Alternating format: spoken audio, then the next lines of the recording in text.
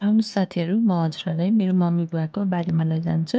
सबैभन्दा पहिला यस्तो कलिलो कलिलो यस्तो राम्रो साग छ नि अर्ग्यानिक, यो लट्टे, पालक देख्दै खाउँ लाग्ने क्या। अनि एकचोटि यो मेरो लागि टिपिदिनु भएको। हाम्रो बारीमा चाहिँ नभएको केही छैन। यहाँनिर बेसार, यो लसुन बारीभित्र पनि के छरेर उम्रिसकेको छ। धनियाँ पनि रुख जत्रै छ है, किनै पर्दैन प्रायः मैले। साग पनि स्टेप बाई स्टेप छ, एकतिरको उखालिसक्यो अर्कोतिरको उम्रिँदै गर्छ, एकतिर खाँदै गर्नुहुन्छ। अनि यो पर चाहिँ अदुवा रोपेर छोप्नु भएको अरे, अदुवा पनि छ, पिँडालु पनि छ। यो पिँडालु पनि एकलट उखालिवरी नयाँ आँगनको लागि रोप्नु भएको हो। अनि लसुन पनि 2 ठाउँमा छ, वहाँ हेर्नुहोस् न।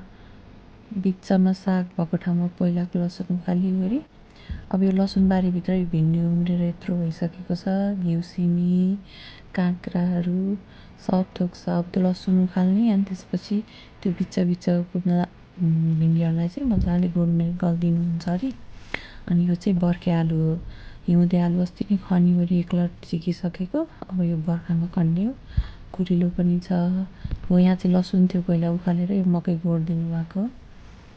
यहाँ पनि छ के करेलाहरू, रायो साग यता ठिक्क खाने बेला हुँदैछ। मुन्टा पनि छ, के छैन कि हाम्रो घरमा सब छ। यो मुन्टा अलि दिनमा खाने बेला हुन्छ। यो चाहिँ मल बनाउनु भएको घरको तरकारीको बोक्राहरू। अनि हरियो मटर पनि कति थियो, आलस पनि छ। यसरी कुहाउने हो क्या मल चाहिँ।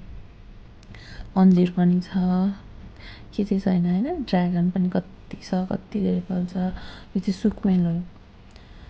ड्रागनको बोटहरू सेतो खाले, रातो खाले सबै खाले छ। लसुन एकलट उखाल्नु, कत्रो लसुन छ है। अरू 2 लट उखाल्नै बाँकी छ। बेला सफा गरेर राख्नुहुन्छ। यो मेरो लागि साग। अब म खेलाएर रेडी गरिदिनुहुन्छ, अनि म लिएर जान्छु। प्रायः म सागहरू चाहिँ किन्दिनँ, बाहिरको अब बिसारिदिइहालेको हुन्छ। हिँड्नु घरमै फलेको आलसहरू त्यही 2 बट्टा जति भएको रहेछ। अझै कति मार्ने बाँकी छ अरे। मम्मीले फुल पनि कति राम्रो बनाउनुभएको छ, थरी थरीको छ फुलहरू पनि। जिरानियम कोही फुल्दैछन्, कोही भर्खर फुल्न लागि। प्लान्टहरू पनि छ टन्नै हाम्रोमा।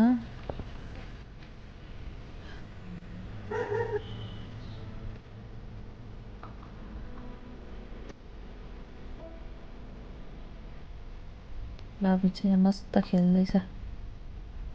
मामा घर आएपछि झन् धेरै चकचक गर्छ, खुसी हुन्छ, उफ्रिन पाउँछ नि त मजाले। Thanks for